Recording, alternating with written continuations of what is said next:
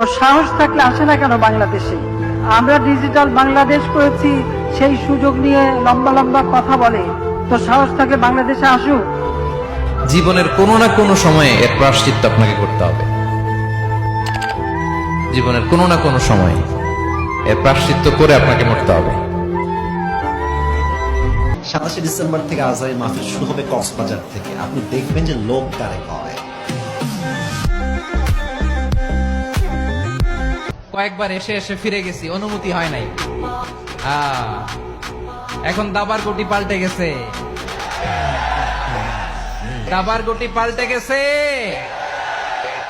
এক মাঘে শীত যায় না।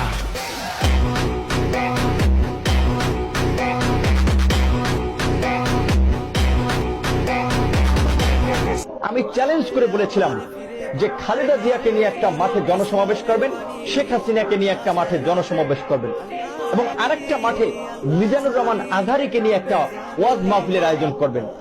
যদি মিজানুর রহমান আজহারীর ওয়াজ মাহফিলে শেখ হাসিনা খালেদা জিয়ার চেয়ে যদি মানুষ না হয়, রাজনীতি ছেড়ে দেবে।